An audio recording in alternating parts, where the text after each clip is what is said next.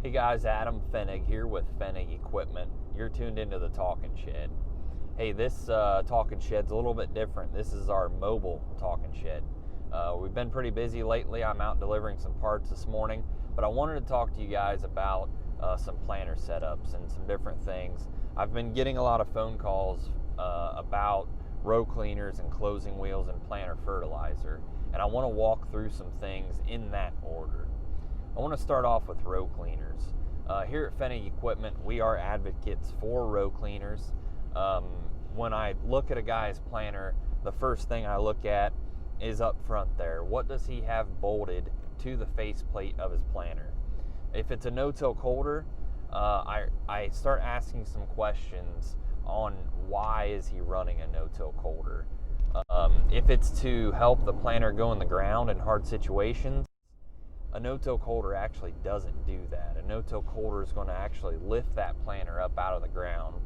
If he's doing it just to save his seed disc openers, I urge him to maybe look at other options, maybe just heavier disc openers, because we see a lot of issues with the no-till coulter. If it's set too deep, you're getting false bottoms, but because it's rigid to your row unit faceplate, it creates a lot of bounce in your row unit, because everything that no-till coulter feels, your seed tube is going to feel as well. So we urge taking that no-till coulter off. When we do take it off, we do advocate for row cleaners. Row cleaners do a great job of moving residue out of the way, but the row cleaners can float, so that's why they're different from the no-till coulter. The no-till coulter cannot float. So the row cleaners are designed to move residue, or if you're a conventional guy, it's designed to move large pieces of soil out of the way. If you're field cultivating the field in the spring and you want to hit it one more time, just use your row cleaners to move the dirt out of the way into a smooth seed bed.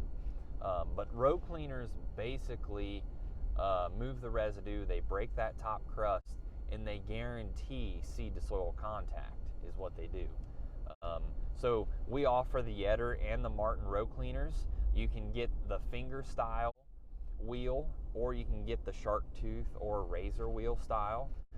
We suggest those based on what you're planting into, if it's no-till or conventional.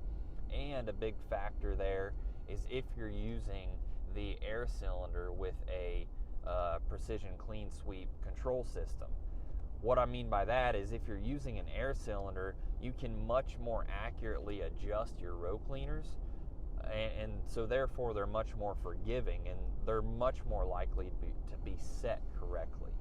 So if you're looking at your planter in your shop, number one, if you have a no-till coulter, ask yourself why. Because we find a lot of times that no-till coulter is actually hurting you.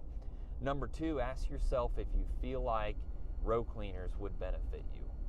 If you plant into any scenario, whether it's strip till, full conventional, or no-till, there is a place where row cleaners will certainly help you if you have the correct row cleaner. That's very important. Again, we sell the Yetter and the Martin. You can give us a call to talk more in depth on which one we would suggest for your scenario. On the planter fertilizer side of things, again, this topic could go on and on for decades. But here at Fenig Equipment, we basically specialize in two different situations or forms, and that's the 2x2x2 fertilizer systems or the in-furrow. Of course, they're a little bit different in several ways, but if you've got a planter and you want to add pop-up fertilizer or in-furrow, we typically suggest using the totally tubular tubes that place the fertilizer actually below the seed. That's one good option. Another good option is the Keaton seed firmer. The seed firmer I like because it does two things. Number one, of course, it firms the seed, but number two, it places the fertilizer. With that system, it's placed on top of the seed.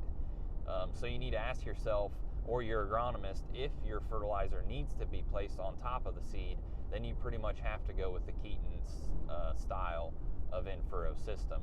From there, we just basically pick whatever pump fits your gallon per acre target, and the width of your planter, whether that's an electric 7-gallon-a-minute pump, a ground-driven John Blue, or whatever it is that you're looking for in a pump.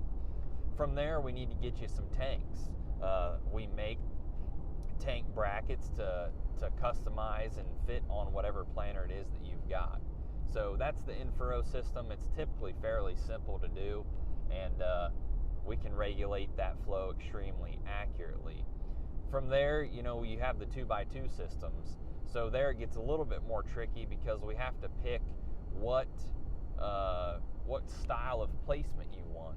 Whether you're running a John Deere single disc opener, or you want the Yetter 2968, or that new IntelliJect system that they've got, or if you've got a case planter, maybe you're running the Yetter Nutrient Pro 4000. So we need to pick what coulter you want to place the fertilizer first. But from there, it's the same as in furrow. We need to pick a pump that fits your gallon per acre target.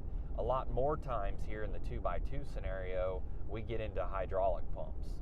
When we do that, we need a rate controller, whether that's a Raven 440, whether you want to maybe put a John Deere liquid rate controller on it and run it through your 2630, we can certainly do that as well.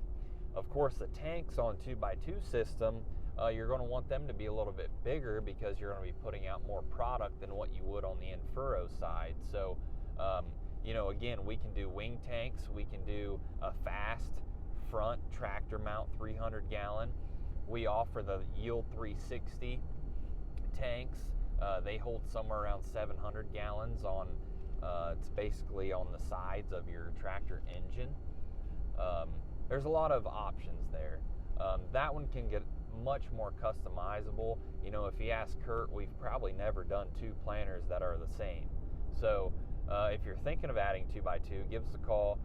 We can get you into Kurt and talk about what pumps, what tanks, and what openers would work best for your scenario and what you're trying to do. So closing wheels is a topic that we've talked about time and time again, and it can be argued all day long. What I want you guys to keep in mind is that if you're running factory closing wheels, meaning rubber smooth or cast smooth closing wheels, there are better options out there for you that are going to get better seed,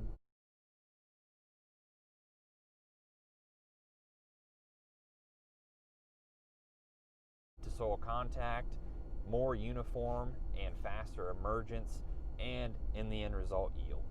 Whether that be a Yetter Poly Twister, a Martin Spader, if you run a Case 2150 planter, Martin has those cupped razor wheels. Those things are phenomenal.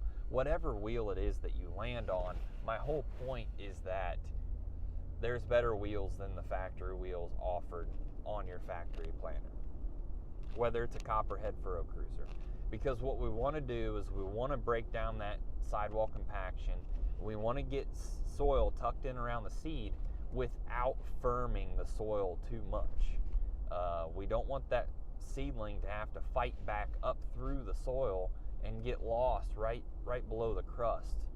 We want it to have a smooth emergence, a fast and even emergence. So if you want to know which closing wheels we would suggest for your scenario, give us a call and we'll talk through what scenarios we have seen certain row cleaners work in.